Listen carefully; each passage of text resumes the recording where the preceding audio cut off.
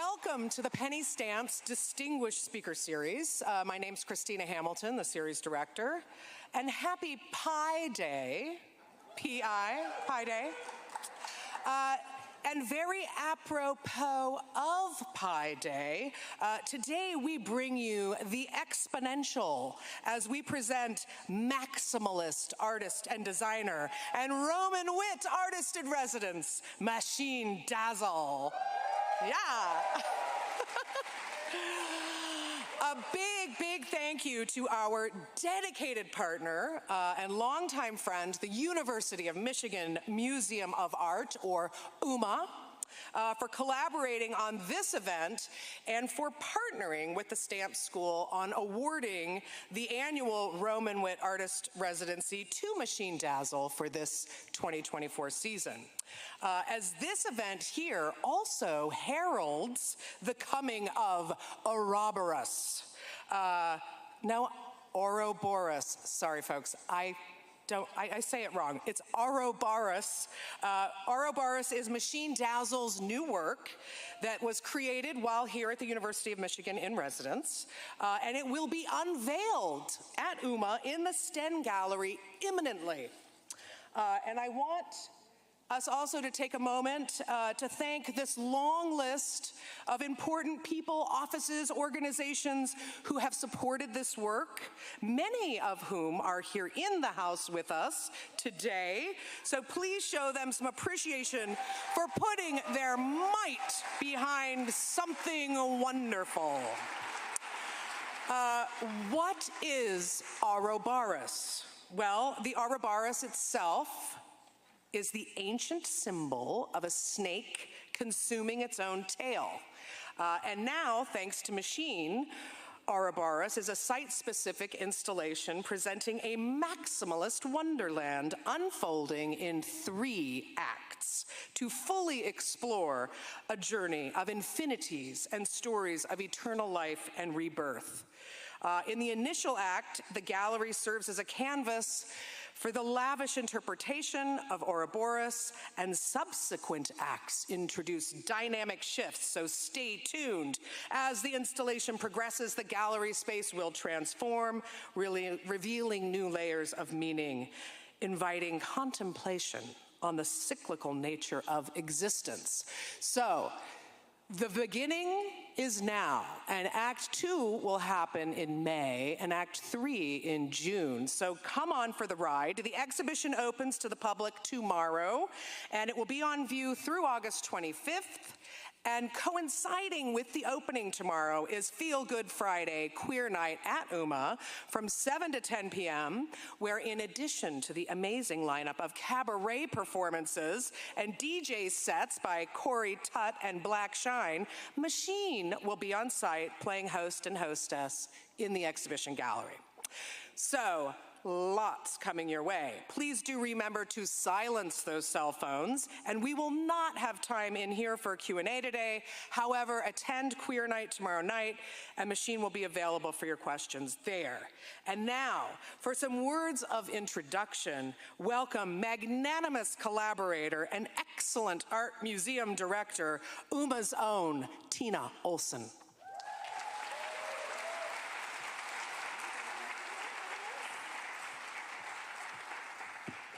Good evening, everyone. I am delighted and excited to be here with all of you for tonight's talk, and I have the honor and the great privilege of introducing you to the extraordinary artist, Machine Dazzle. I want to first offer a quick word of thanks to our partners at Stamps, Dean Carlos Jackson, Christina Hamilton, and Nikki Azevedo, as well as a big shout out to my own UMA colleagues, especially Jim Leha, Andrew Cohen, and Matt Casadante.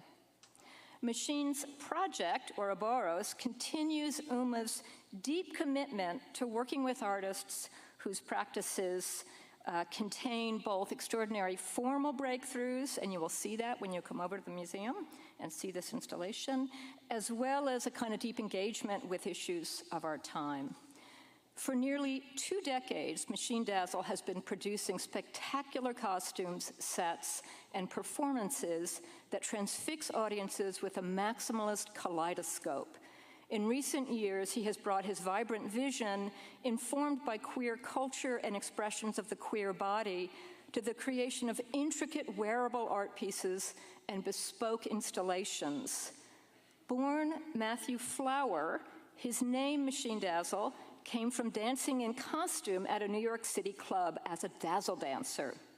I'm not going to tell you a lot more about that, but you should ask him, or at least, I think that he will talk a little bit about that in just a few minutes.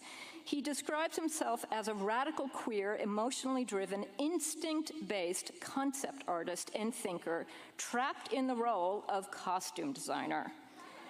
And his work is wild and beautiful, organic and often heavy on plastic, joyful and sometimes melancholic. You'll see in a few minutes what I mean.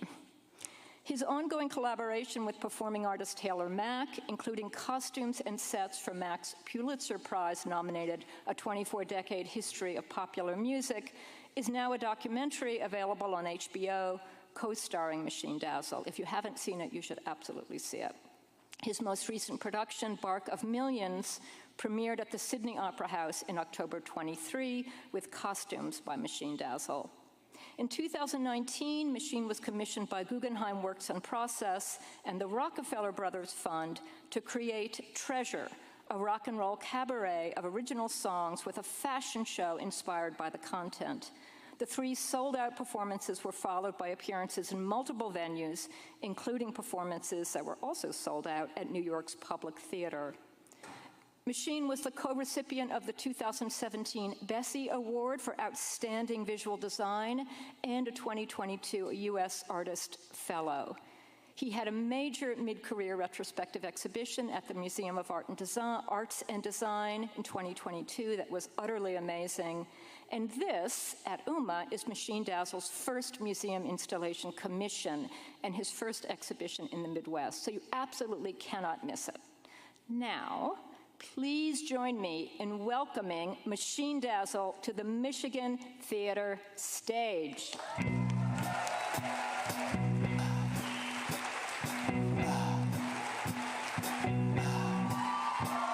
Welcome to my sex life, red light go scenario. Mr. Fix has got some tricks to extend to my vehicle. Listen up and listen good to my little story. Maybe it'll help you out the next time you are horny. Pulled into the station, I was empty and you're open. Looking for some service and I'm nervous and I'm hoping your resources are valuable. I don't want to deplete. If you could spare a little crude, I will call our time complete. Welcome to my sex life, red light go scenario. Mr. Fix has got some tricks to extend to my vehicle. I like to take the back seat, sometimes the front. Shotgun is an option if you want to watch the hunt. Now the road's not always safe and the path's not always clear, so no pumping me with poison while you're filling me with fear. Do it till it's full, I've got a long road ahead. Don't spill it while you drill it, and let's put this bitch to bed.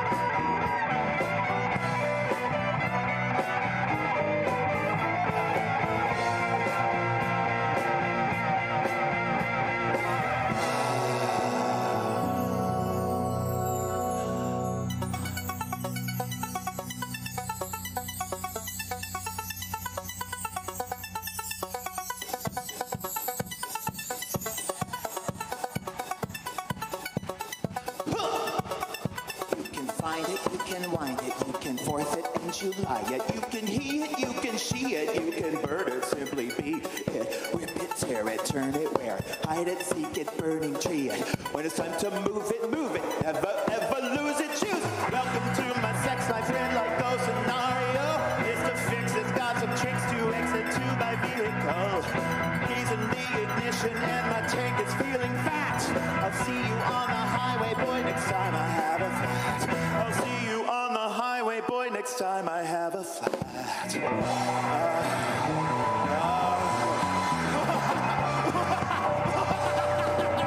Welcome to my sex life.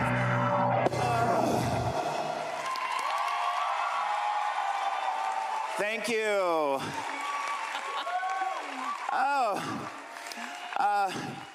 Just love to thank one more time Christina Hamilton of this penny stamp series and Tina Olson of UMA, two powerful women ruling the culture in Ann Arbor. Just another huge round of applause for both of them.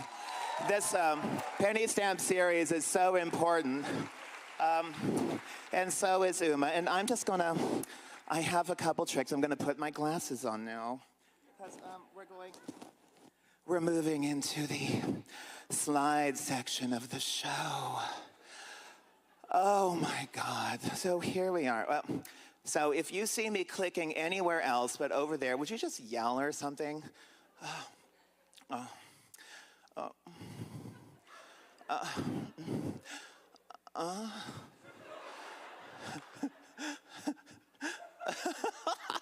I'm pushing the button and nothing's happening.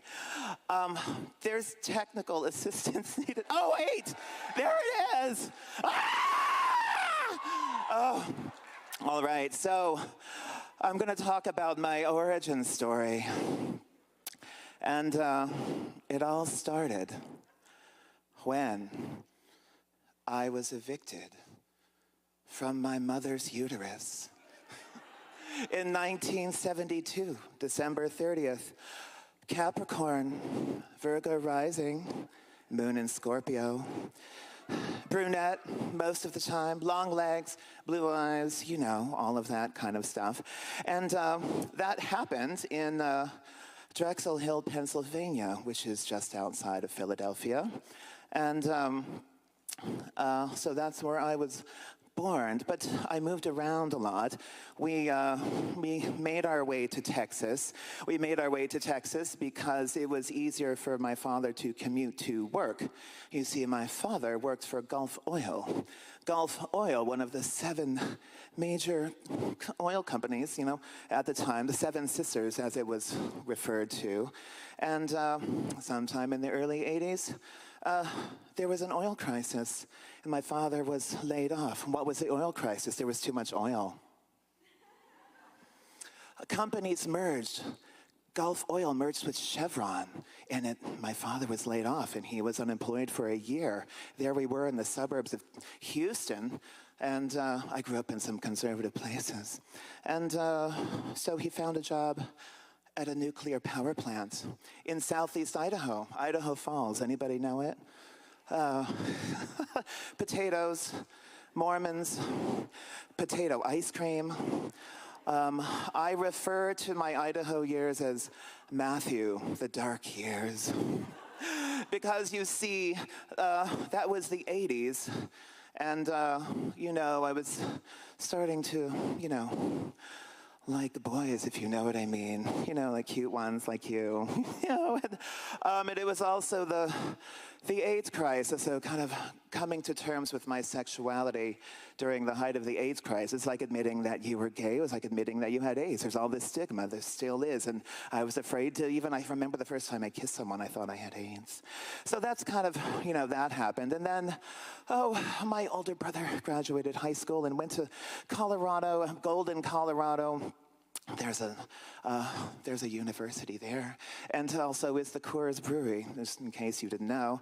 And so to be closer to my older brother, we moved. And I was a week into my senior year of high school. We moved to Colorado, and I graduated from a weird new high school called Stanley Lake High School, and I was only the second year to graduate from it. It's one of those modern buildings. It looks kind of like a bad strip mall.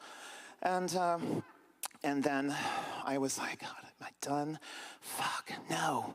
Was that my first F-bomb that was my first F-bomb of the night. Well, of my night. I don't know what kind of a night you've had yet. But if you would like to actually applaud every time I do that, it's gonna happen often, and it just might keep things going. Oh, anyway, so I didn't want to go to University of Colorado in Boulder because it wasn't an art school, and it's still not an art school. In fact, when I went to that school, the art department was about half the size of the MFA studio building out at Green Road that I've been working in since November on this project that you were just told about, and we will. I'm going to get back to that. But I did go to University of Colorado, and I had one takeaway. What was the takeaway? It was from my very first studio class with an artist named Melanie Yahtzee. And I was sitting over near the window. See, what the assignment was is we went out into nature and we chose an object. We brought it back to the studio and we drew it for a while. I had a leaf. Melanie comes over to me and she says, "Flower," because in college they called me Flower. And because that's my real last name. She said, "Flower, your leaf is lovely." I looked down at the page, and it was lovely. But, I had drawn this small flower in the corner of the page. And she's like, "Machine, you have a whole page to fill. I want you to really get in there. I want to see that detail. Come on, let's go." From then I was like, I knew exactly what she meant. I looked around at a couple other students, and of course, they had filled the whole page. The veins, the miniature cells, everything. I think somebody had a ladybug on their fucking leaf. And that's when I learned to fill the page. Truly, my only takeaway from university. And I knew in order to fill the page that I needed to leave Colorado, and that's when I bought a one-way ticket to New York City. And I have to say, I never really looked back. I do still have family in Colorado. I don't see them very much. So let's see, what happens when you move to New York? Oh, you start filling the page. Oh, yes. Oh, there's me. Oh, yeah. Oh, another one. Oh, is there more? Oh, there's another one. Oh, I know. Can you believe it? Oh, I know. Fill the page. Fill the page. Fill the page. I know we're going very fast, but I want you to know I'm still doing it. It's still my practice. It's still my favorite thing to do. Still filling the page after all this time. Ooh, that was a good one, Night of 1,000 Stevies, several years ago. So, New York, there I was. I moved in with some friends, found an apartment, found a job. I bought one of those little turtles off the street. Odd jobs, but the most significant one I ever had was working at a place called Exit Art. It doesn't exist anymore. It was a nonprofit run by Jeanette Ingerman and Papo Colo. I started volunteering there, and then they hired me. One day, they invited me to show my work on the walls. I was 22 years old. I was very honored. I was very nervous. They had a performance art program that I was involved with. I put these drawings on the floor. Papa Cola came over to me and said, "Baby, these are beautiful." He used to call me baby. And I said, "Thank you." And he said, "Baby, what am I looking at? Why would anyone look at this? Do you have the cure for AIDS in your artwork? Why should I look at this?" At that age, I have to tell you, it was probably the most important piece of information that I could receive as an artist and give to another artist, a young artist. What are you doing with your work? I mean, that's kind of a major thing to hear. And so I took that information and I started using it, and that's when I started really thinking about what I was doing. So here's an image of me as an example. This is called finding your voice. All of a sudden, you're like, God, what am I doing? I know that I'm creative. I love making things. I love telling stories. And that's when I really started telling stories in my work. And I keep doing it, and I'm still doing it. Hopefully, when you go through the installation tomorrow, you'll see all of the stories. There are hundreds of stories in one sculpture. But it's more than just that. I think that, finding your voice becomes something bigger. It's kind of about finding community. It's kind of about finding your tribe. So here I am, finding my first tribe, the Dazzle Dancers in New York City. Dazzle Dancers were formed in 1996 by Mike Albo and a few others. And it took a couple years, but I became their costume designer. This is when I started experimenting on my own body with drag, kind of like what you see here. I still make drag like this. I was doing this in the 90s. I'm still doing it now. I'm celebrating my 30th year in New York City this year. In August 1994. God, I was just a baby. Sometimes I think I still am. Look at what I'm doing with my life. Anyway, Dazzle Dancers, first tribe. I made the costumes, and then, at a given Dazzle Dancer gig, somebody doesn't always show up, and it's like sometimes somebody has to step in, and so I stepped in. We were strippers. Because why? Because everybody loves nudity. That's us at the Deitch Parade. I don't know, I can't remember the year, 2004 or 2005. Ooh, here's Lady Bunny with Vivi Dazzle at a given wig stock one year. Ooh, there's some more dick too. Oh, this was a different wig stock. No, wait. No, that was the same one. Oops. Here's a picture by Mr. Means, fabulous photographer. I believe he lives in New Orleans now. Maybe you recognize this reference, Star Wars, space. Well, anyway, while I was a Dazzle Dancer, I became very popular in the downtown scene because, I was covering my naked body in glitter, and everybody knew what my penis looked like, and everything else for that matter. And, this is when other people started to notice me as an artist, as a potential something, someone to collaborate with.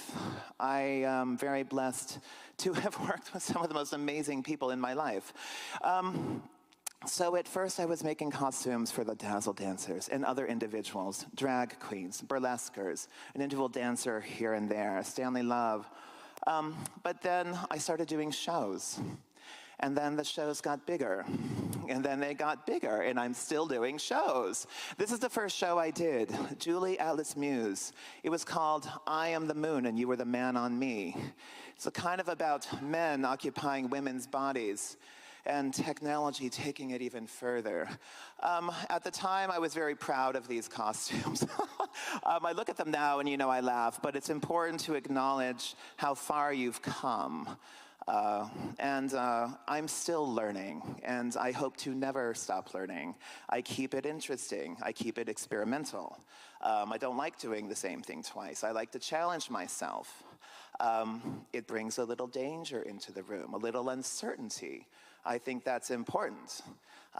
It's like if an audience member knows what they're looking at, then there's no work to do. I feel like if I walk out and you kind of know exactly what's going on, I feel like I failed. If you're maybe a little confused, if you're a little confused about my outfit tonight, or not confused, but kind of like in wonder about how it actually happened, like, how the hell did he make it? Maybe some of you know. Maybe some of you are like, what the hell is she wearing? Okay, a little aside. This is a tarp that I found in the recycling bin in Chelsea, the official waste management site for University of Michigan. And, I have some spray paint on it. This red tool was in the free box over at Green Road Studios. God, what else? There was this onion bag that was also in recycling. And then, yesterday there I was on my bicycle, and I took a little 30-minute trip to Michael's. There's a Michael's, yes, oh my God. And then I kind of bought everything that's on my head, and I was like, well, you know, they have a lot of artificial flowers, you know, fake flowers. So I think how I feel about that as well, if they're going to be fake, then they need to really look fake. I mean, I don't want to look like I have real flowers on my head, you know. Yeah, oh, well, you know. Anyway, God, next. Okay, another major collaborator, very important, Justin Vivian Bond. Here they are performing. I remember this was Poisson Rouge. That dress that I made was made out of trans porn that I had cut into shapes and laminated. We did a lot of things together. I made Viv looks. We did shows together. Here's me and the crew, the Pixie Harlots, another group I was involved with, Viv in the middle. This is a little still from Luster. This was at PS 122, way back in the day. Here's another still. We did another show together called Gully Blonde, as in R-E, comma, Gali, the ancient Gali tribe. Blonde, where they, you know, they did their hair blonde, cut it, and hung it in the trees. I did the set and the costumes for this, and if you look really close, the one in green, that's Alaska Thunderfuck. Yeah, I know, before.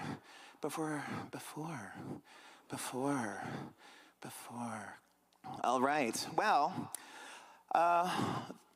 probably my most significant collaborator, Taylor Mack. Yes.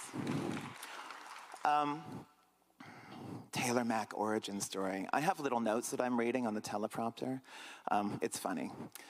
As a dazzle dancer, I remember I was at this place called The Hole, and there I was naked, covered in glitter, getting a margarita at the bar with a drink ticket, because as a dazzle dancer, you know, we didn't get paid, we got drink tickets. You know. And then right there, also getting a margarita, was Taylor Mack. And back then, Taylor was gluing things to his face and literally wearing garbage. And I wasn't wearing anything. And we struck up a conversation, and it was love at first sight. And we started collaborating.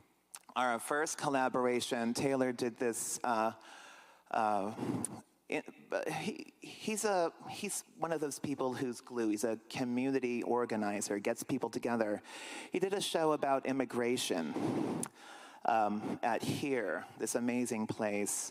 And he invited me to do like a fashion show. I was very popular with doing just instant pop-up fashion shows at bars, clubs, things like this. This was, these are just some looks. And I use the word alien. And that was saying, well, there's Eileen. These are just very simple looks, early. Our next big collaboration, well, actually, that was a small collaboration. That was just one night. Our first big collaboration happened when, you know, after a couple years of knowing each other, Taylor came to me and he was like, Machine, would you make me a lily costume? And I'm like, oh, okay, you know, a lily, like the flower. He's like, sure, I made him a lily costume.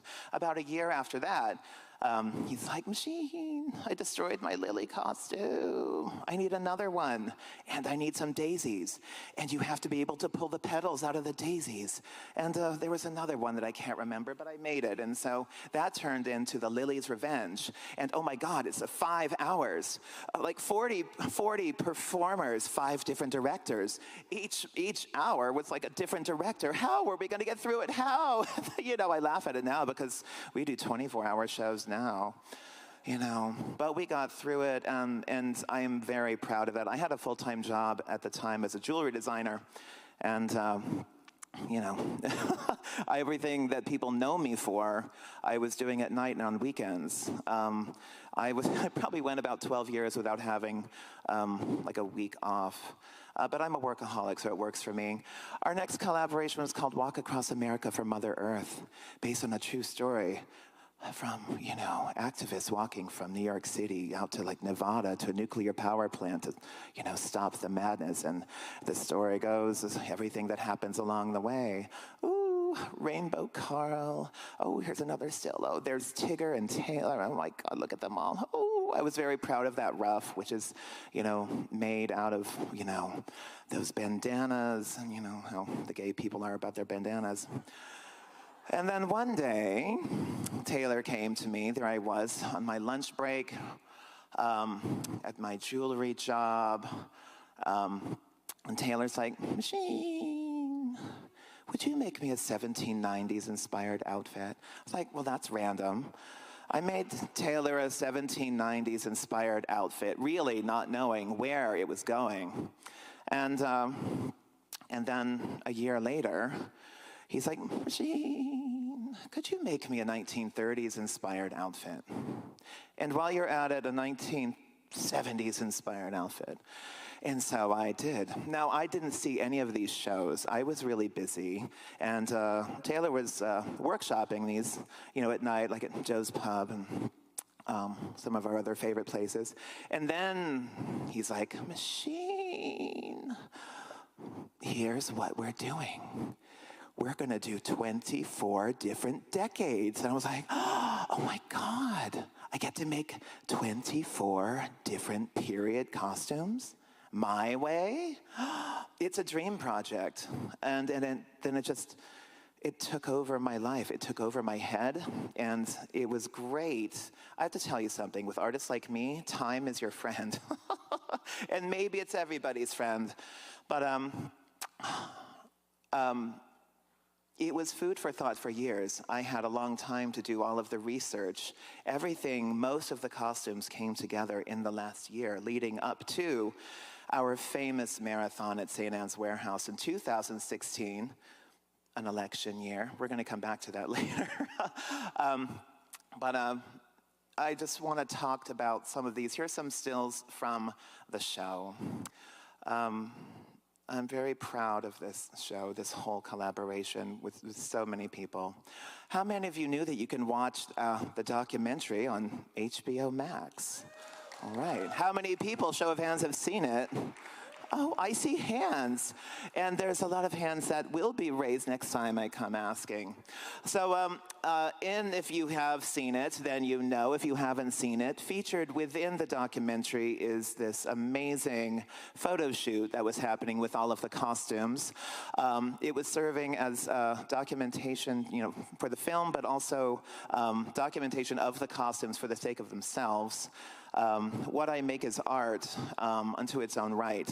I love it when people are wearing it within the context that I am designing it for, but they do stand alone on a mannequin, and I'm going to get to that too. But let's just see, here's an opening outfit. This is 1776. Ooh, American Revolution. And all of the costumes have stories. What's the story with this one? Well, Betsy Ross had an illegitimate child, potentially of ill repute, who ran away from home to New Orleans and opened a laundromat called Le Washerie, and she is the unofficial cheerleader of the original 13 colonies. So let's start up at the top. We have the macaron, the big hairdo. So that hair, and look down below here. See those flags? You see those nasty plastic flags, the kind of things they hang outside those cheap laundromats and car lots with a cheap fucking cars for sale. Well, anyway, I was walking in Brooklyn.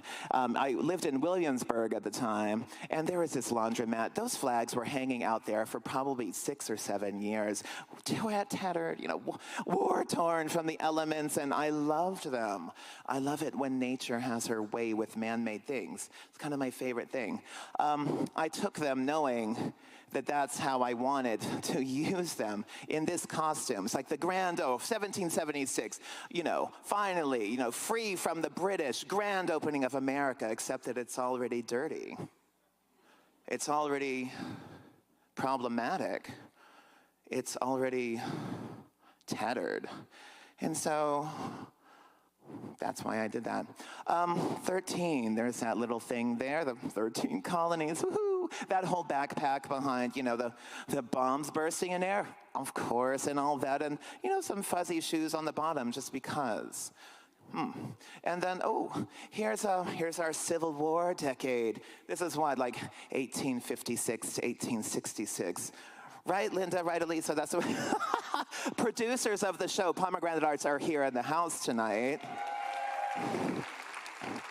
The show would not have happened without Pomegranate Arts. So, like I am, here I am more with my stories. You're not really supposed to see the back of the head, Pete. I just didn't have enough, But anyway, you're looking at it. I'll save that for later. Oh my God, Civil War. I read somewhere that the American hot dog evolved out of this time from German immigrants selling their sausages on the street.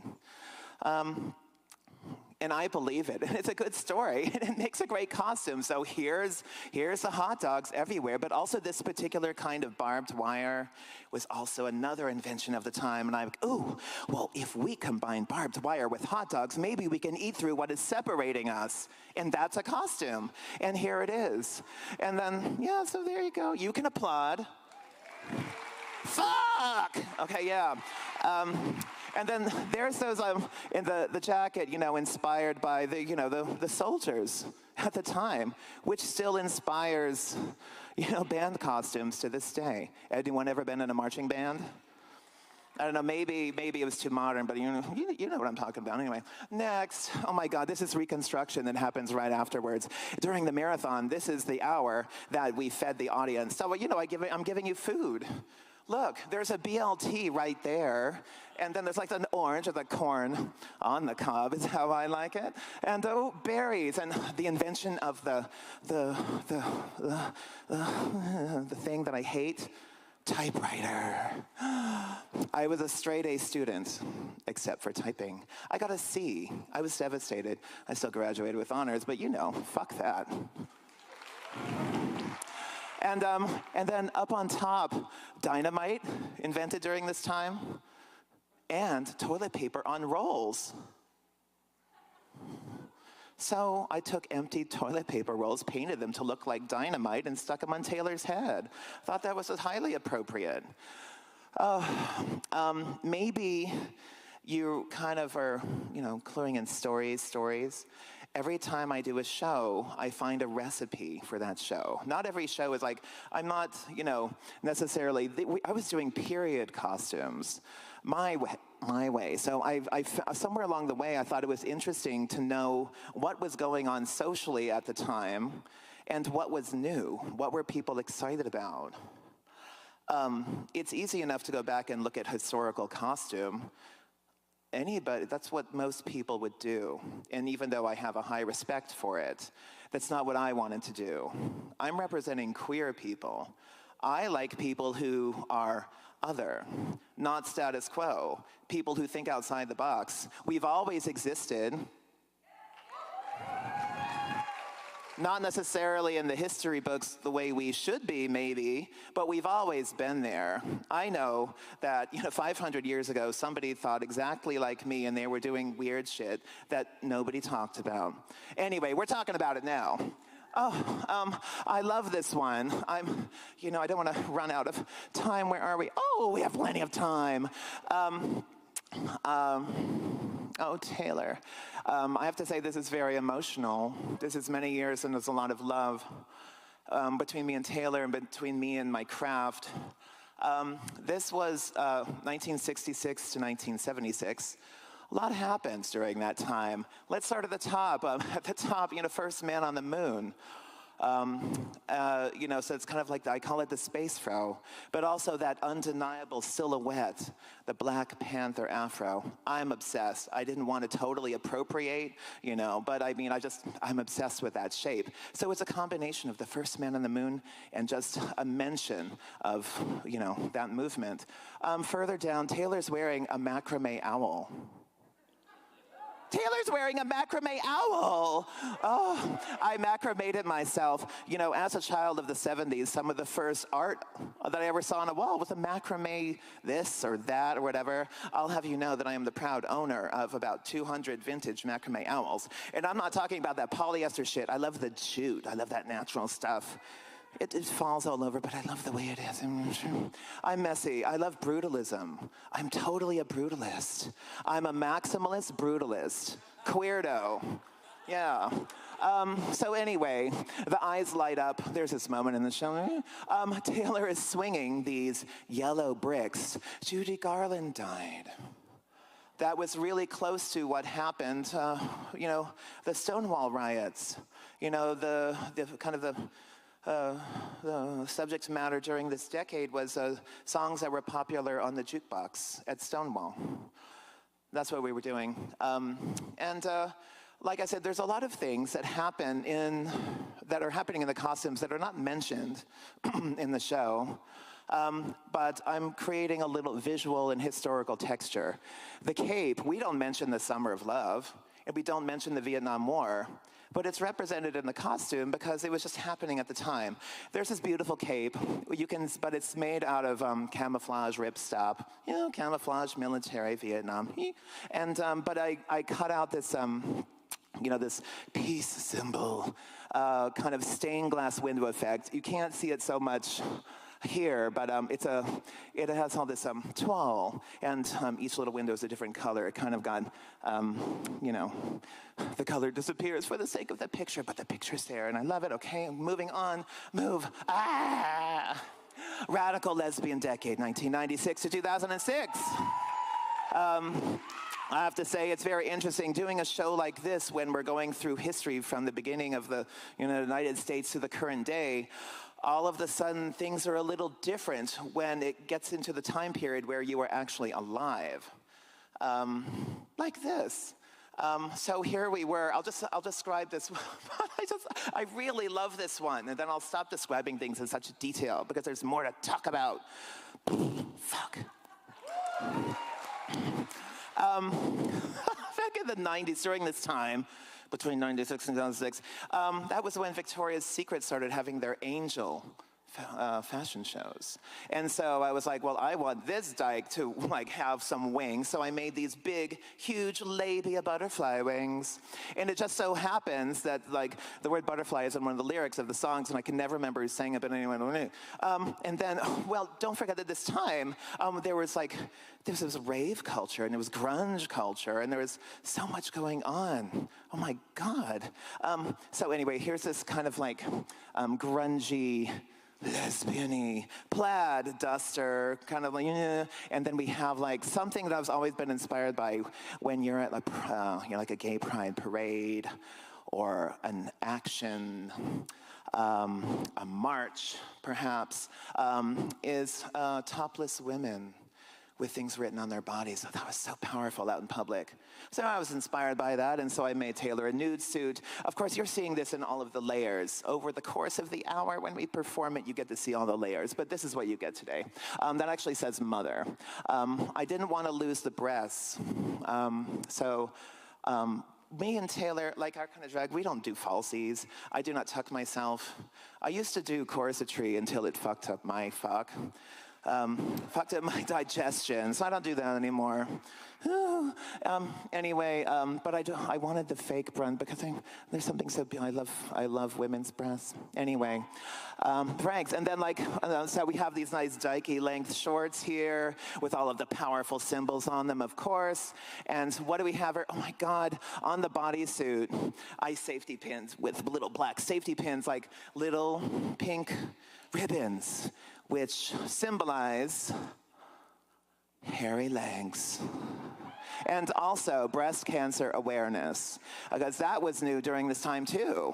Didn't always have pink ribbons.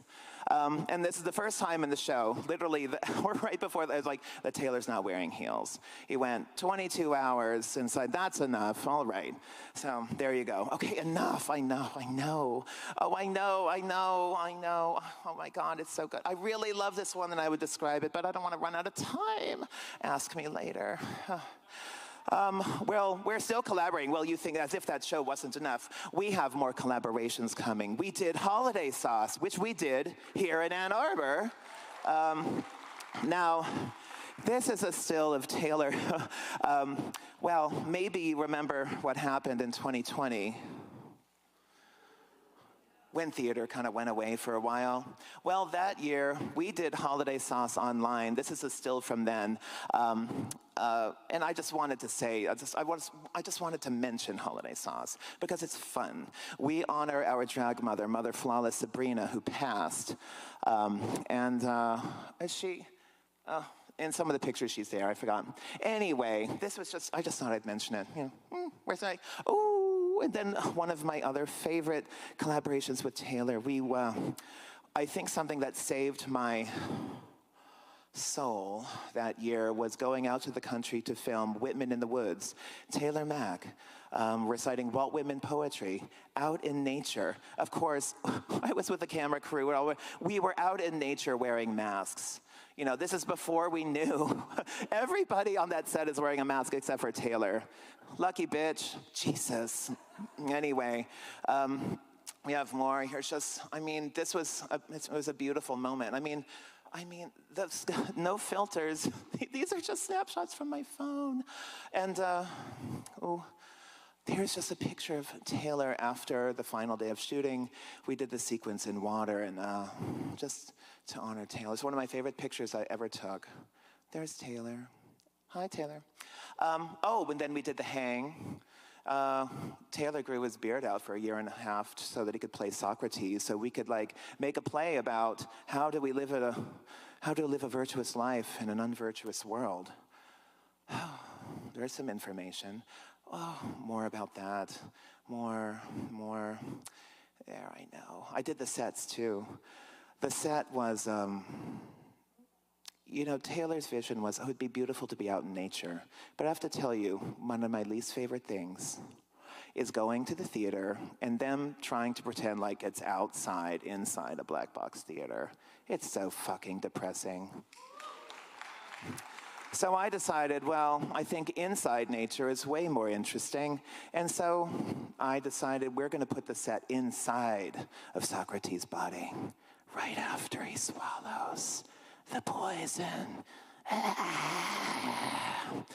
Well, here we are, and Bark of Millions. As it was mentioned before, we just had our world premiere, yay, Pomegranate Hearts, in the Sydney Opera House in October. We just did a run. We did a run at BAM in Brooklyn and a run in Berkeley in California, and they're fantastic. Something I thought I'd mention is not only did I design and make the costumes, I did have a team of people to help, but I'm also one of the ensemble members. Here's me singing a song dedicated to Bhagavati Devi, the Indian goddess of cross-dressing. Who knew? I know, look at that. Just to talk about these costumes a little bit. I'm so tired of politics. So tired of politics. Something we're doing in Bark of Millions is we are singing, what we are doing is we're singing about queer icons. Literally from the beginning of time to the current day, future conceptual icons. And I wanted the costumes to express just queer joy. I want queer stories for the sake of queer joy. What does that look like? So that's where I am. I will continue to work on these costumes. This, of course, isn't all of them, but I thought it was worth mentioning. If any of you happen, it has been officially announced, if any of you are in Berlin in October, that's the next time we're performing it. So I'm also one of the ensemble members, and I get to sing, and it's just so joyous to be able to sing. Okay, collaborating with all of these people gave me a lot of information where I could finally collaborate with myself. This is my album cover. Oh my God, yes. As it was mentioned before, I had a show. I was commissioned to do a show at the Guggenheim during Fashion Week. And I was like, okay, I've had this inside of me. I'm going to give birth to it. It was a rock and roll cabaret. I love rock and roll music. I love music in general. And I love costume. So I wrote a bunch of songs about my mother, my relationship with her. I lost her to cancer in 1996. What I say sometimes is, people die. I mean, it's not so sad. We all know that people die. What's really sad is me and my mother were just starting to become friends when she was dying. She went from calling me faggot to, when she was close to the end, she was going to PFLAG. It's very powerful, and it's worth doing. You can change someone for the better in your lifetime, even if you change one person, and that's what this show is about. So I wrote all of these songs, and because it was during Fashion Week, that meant I got to have one of my fashion shows while I gave a show. And so I did all of these. There's my mom. There she is. That's her senior high school portrait on my dress. I had it printed on satin, don't you know? Woo! And anyway, the fashions are all inspired by, my mother was born in the 40s, so inspired by 50s, 60s. I was born in the 70s, so kind of, inspired by 70s, 80s. It got more electric. There's a sense of organica. There's a lot of water in my life, just in my history. And so I incorporated all of this stuff from growing up. All of the models had luggage because we moved around so much.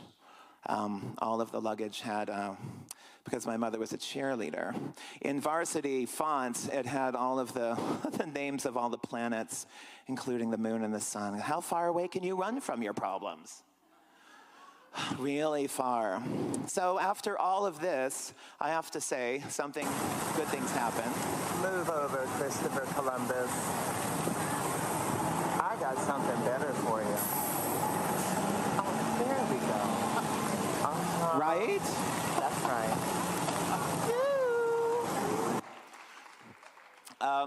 So I had my first major kind of mid-career retrospective.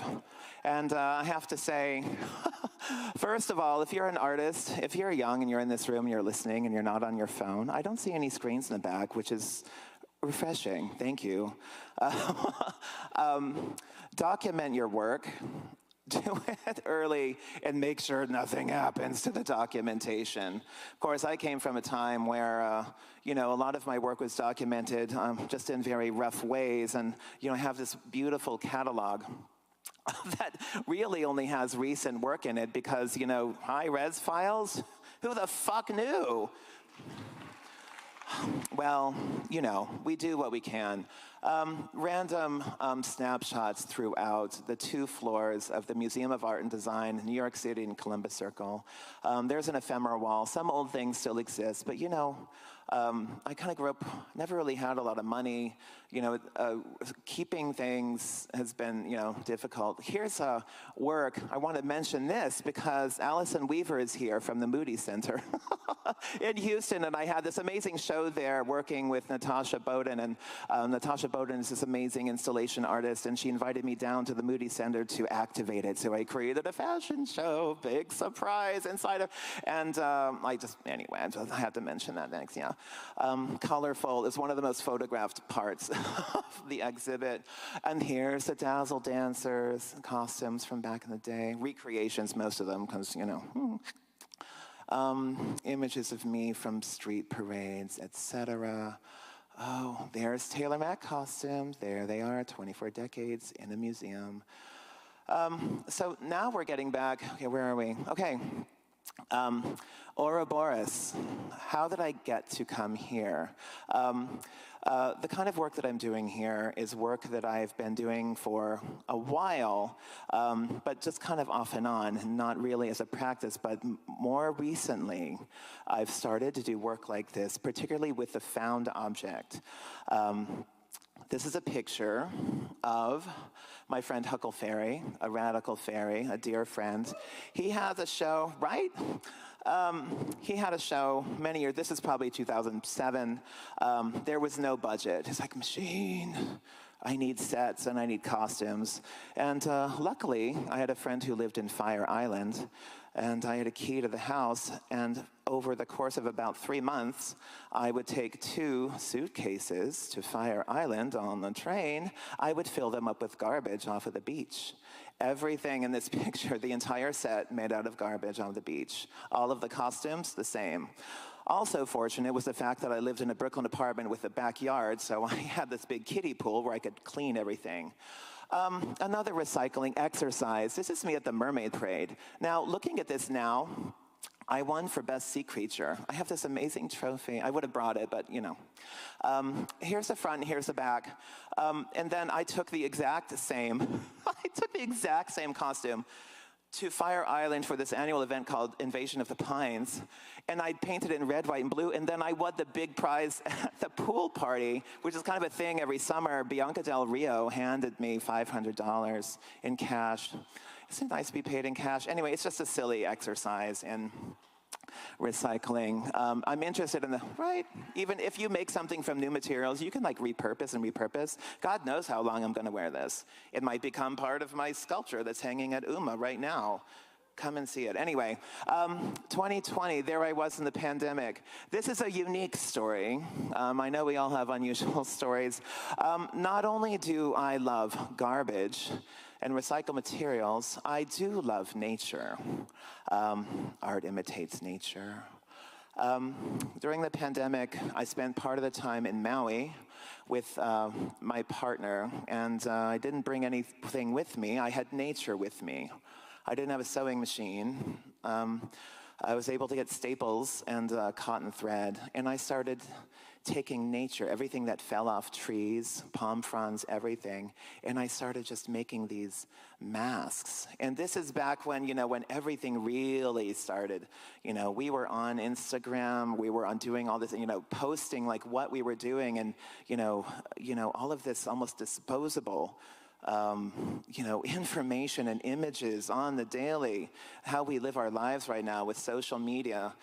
This is, one of my versions of it. I was lucky enough to be able to do this. The relationship ended in Maui, and I knew it was, but me going to the garage and making things like this was a form of survival. My craft is a form of survival. It really, really is. I don't know, I love nature. This is the picture. So, the New York Times ran this picture. What did it say? New York Times, Best of Theater 2020, Machine Dazzled Instagram. That's really what that was really printed. I mean, say what you want. I don't know how you feel about the New York Times, but I thought they got this right. Anyway, everything ended up in the property I was staying at. There's a green dumpster, and there's all the masks in the green dumpster after. Came back from that, and still 2020, and I started, that culture, that disposable social media culture, kept me on. I was alone the first time in a number of years, and I felt alone. So I would steal away to my studio, and I was making these other masks, and it's part of this much larger show, and all of this is related to Ouroboros and everything about pathogens and inside beauty and like in. And so I was just making all these weird little things, like pathogens or blobs, or it's kind of like you're in the bloodstream. It's like, well, what did HIV say to COVID? I don't know. Most recently, one of my most recent, and this was really, really fun, Materials for the Arts. Who knows it? Okay. Amazing organization, New York City, that keeps so much out of the landfills by donating free materials to artists. It'd be a production, individual, an estate, a school, anything. Donate to this place. It's this immaculate warehouse, huge. All of this stuff comes into the warehouse. It all gets beautifully organized. School teachers, artists in need, and nonprofits can go and shop for free. And they have a residency program, and I was lucky enough last year to be one of the residents, and so there I was just like, oh my God, look at all this stuff, and I started turning all of these weird things, random objects, into sculptures that wanted to be alive. I swear it's like one of my favorite things I've ever done. Is it? I'm having a thing. Will it? Fuck.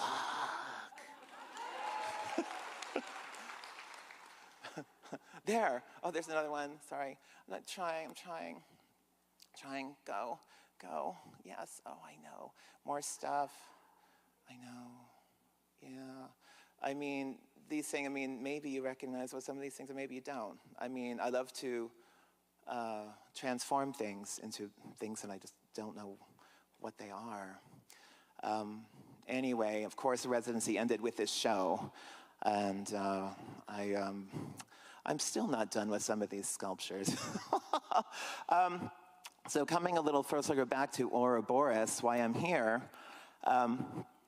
I started the whole project.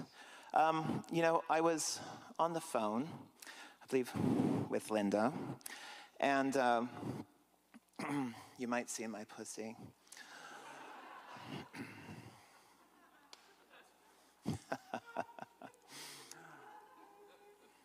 And Linda was describing this amazing opportunity to be this Roman J. Witt resident here in Ann Arbor, the university. And we were talking, maybe it was a Zoom, and you sent me images of the gallery, the Sten Gallery, where the sculpture is hanging. And I had this image that really strongly, I started seeing it. It was like this ring-like sculpture, and I understood it as the Ouroboros. You know, the ancient symbol of a snake eating its own tail. And I didn't know any more than that, and I came to visit, and I met with the whole team, and with Tina Olsen, and we got to talking, and she asked a very interesting question, and that was, well, how is this Michigan? You know, which I thought I wanted to bring it like here, make it local somehow. And it happened that I'm like, well, like, found objects, recycling stuff. And I, maybe it's because I'm American and I, you know, aware of things that happen, but I think of Michigan, and I have to admit, I think of the water. I think of Flint. You know, I'd been in the news for so long. And I'm like, well, water, cleaning up water, objects out of water. So it started with collecting garbage from bodies of water. I worked with this relief effort of the Huron River, and I got this garbage. I got here at late November, and I'm like, oh my God, look at this amazing stuff. Excuse me, it's so random, weird. Everything ends up in water, literally everything. And so I started washing it, most of it. Some of it I left dirty, and I just started twisting it and cutting it and manipulating it, melting it, turning it into something weird and organic, trying to give it life. Or something, and I just started to almost like, I don't know, I made this big ring-like cage, and I wanted to fill it, almost like the inside of the snake. It's not about the snake, it's about the cycle that it represents, the over and over and over, you know, life and death. We keep putting out the plastic, the garbage, it comes back inside of us. You ate something today. You ate plastic. You ate metal. It is us. We are it. It's this never-ending cycle with our waste for the sake of our convenience. Most of the garbage is food and beverage related. No surprise. Second would be smoking. Third would probably be pet related. I didn't include the little bags of shit. You know, et cetera. The whole list goes on. But of course, I take things further. I'm a maximalist. And so I'm like, well, what else can I do with this besides make things out of it? And I think, well, I love how it makes sounds. A whole bag of aluminum cans makes a sound, you know, et cetera. So I'm like, oh, water, underneath water. And so I added a whole nother element by taking all this garbage and manipulating it, making sounds underwater. Some of it literally into musical instruments and recording it underwater. And that is becoming, you know, the soundscape, filling in all of the negative space while you take in all of these objects that I have crafted into this suspended ring from the ceiling at the Sten Gallery at UMA. And I have to say that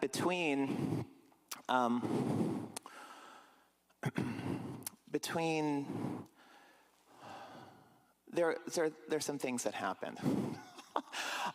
While I was manipulating this garbage, turning it into things, everything started to have kind of a sensual nature.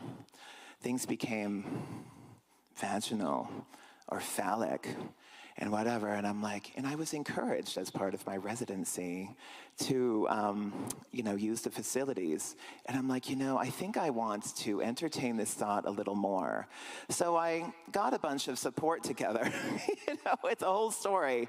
But there's about, about 7 printers. And some of them were still working where I started 3D printing genitals, penises and pussies. And I started hiding them throughout all of the garbage. Why? Because this garbage is seemingly reproducing itself.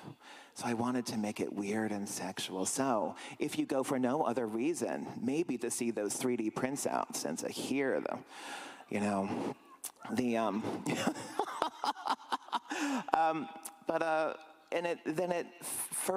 it was even further.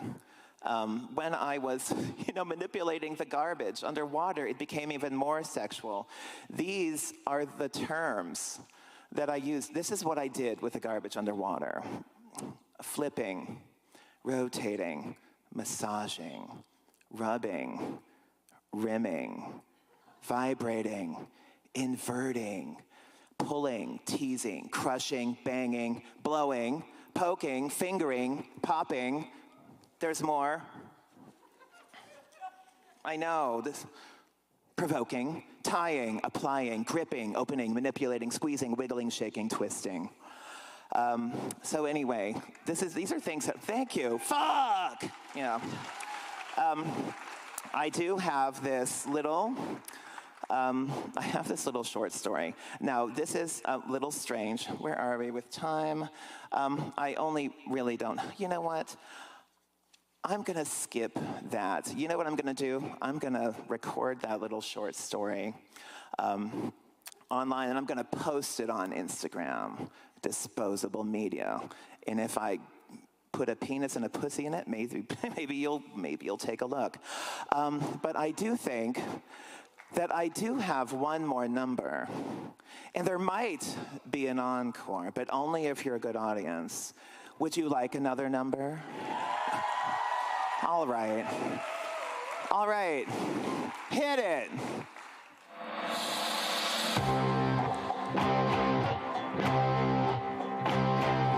I want it now. I want it now. I want it now. I want it now. You can provide what I need inside. You can provide what I need inside. You can provide what I need inside. You can provide what I need inside. I've got cash, but that means you've got to touch it. I've got cash, but that means you've got to touch it. I've got cash, but that means you've got to touch it. Where are you going to put that green, dirty, untight band obscene? I've got cash, but that means you've got to touch it. I've got cash, but that means you've got to touch it. I've got cash, but that means you've got to touch it. Where are you going to put that green, dirty, safe, and obscene? I want it now. I want it now. I want it now. I want it now. You can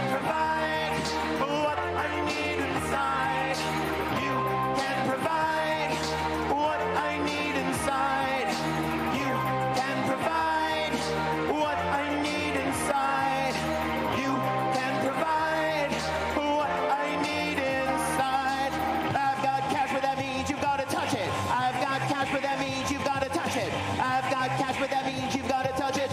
Where are you going to put that green, dirty, unsafe, and obscene? I've got cash, but that means you've got to touch it. I've got cash, but that means you've got to touch it. I've got cash, but that means you've got to touch it. Where are you going to put that green, dirty, unsafe, and obscene?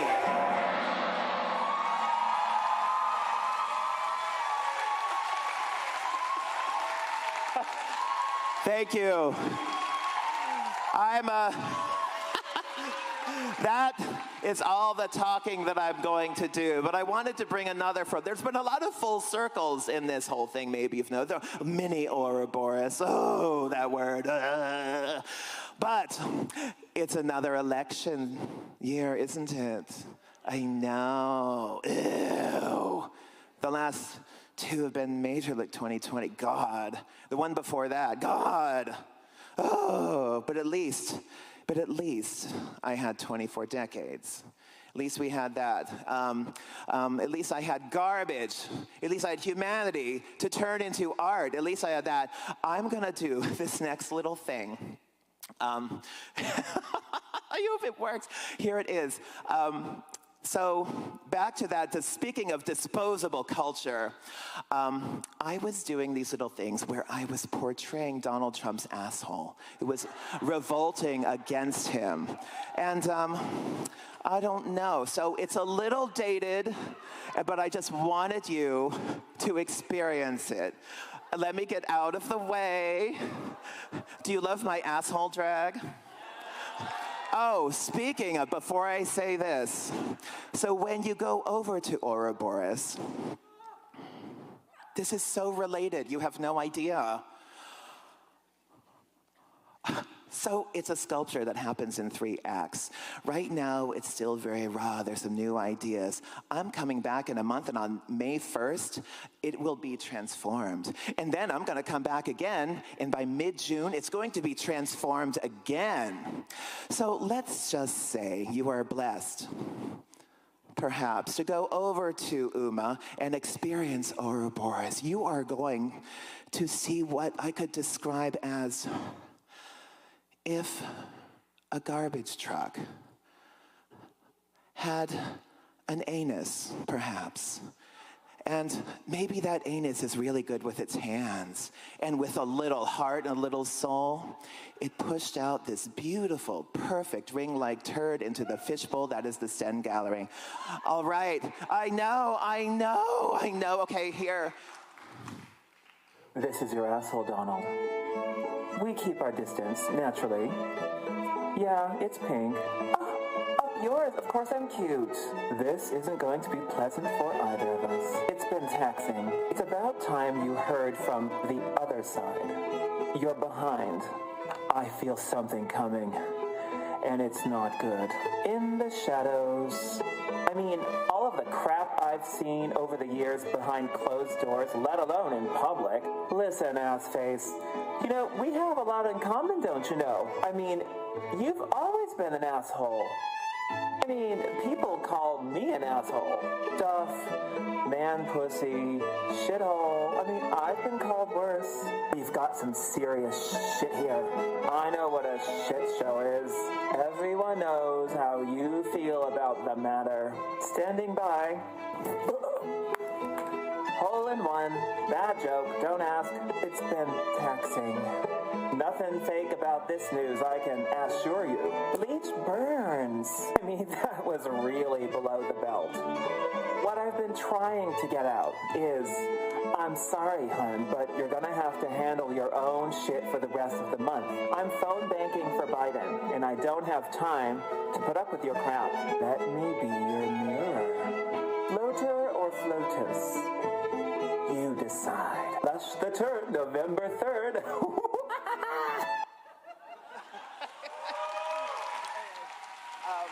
Thank you so much for coming.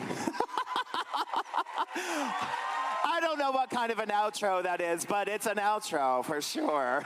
Okay, thank you.